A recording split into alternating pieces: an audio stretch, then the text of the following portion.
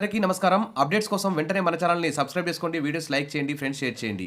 వివరాల్లోకెళ్తే నేటి నుండి తెలంగాణ, ఏపీలోని విద్యార్థులకైతే భారీగా సెలవులైతే వచ్చాయి. అక్టోబర్‌లో దాదాపు 16 రోజులు సెలవులున్నాయి. దాదాపు ఈ సంవత్సరంలో అతి ఎక్కువ సెలవులున్న నెల అంటే ఈ అక్టోబర్ నెల అని చెప్పుకోవచ్చు. ఎందుకంటే పండుగలు ఎక్కువగా వస్తున్నాయి ఈ అక్టోబర్ నెలలో. ఇది విద్యార్థులందరూ కూడా చాలా హ్యాపీ పడుతున్నారు.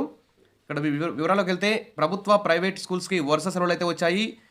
బుధవారం అక్టోబర్ 2 అంటే ఈ రోజు నుంచి సెలవులైతే 13వ తేదీ దాకా ప్రకటించారు. తిరిగి తెలంగాణలో అక్టోబర్ 14వ తేదీన స్కూల్ అయితే తెరుచుకుంటాయి. ఇదే క్రమంలో ఏపీలో పాఠశాలకు కూడా దసరా సెలవులను ప్రకటించారు.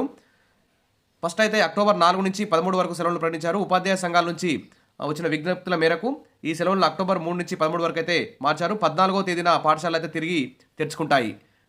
ఈ మేరకు పాఠశాల విద్యాశాఖ ఉత్తర్వులు కూడా జారీ చేయడం జరిగింది. అక్టోబర్ నెలలో అటు తెలంగాణ, ఇటు ఆంధ్రప్రదేశ్లోని స్కూళ్లు, పాఠశాలకు సెలవులు ఉండనున్నాయి. ఈ సంవత్సరంలో అత్యధికంగా ఈ నెలలోనే ఎక్కువ పండుగలు వచ్చాయి. దసరా, దీపావళి పండుగలు ఒకే నెలలో రావడంతో విద్యార్థులకు భారీగా సెలవులు అయితే లభించాయి. ఈ రెండు పండుగల దృష్ట్యా అక్టోబర్ నెలలో ఏకంగా 16 రోజుల పాటు స్కూల్స్ అయితే మూత పడుతున్నాయి.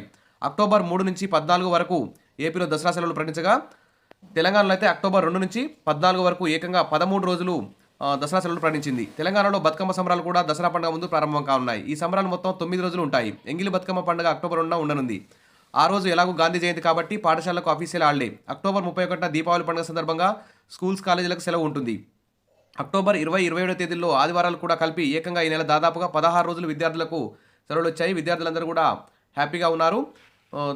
Wish all the best. మరిన్ని అప్డేట్స్ కోసం మన ఛానల్ని ఫాలో అవుతుండండి. Thank you.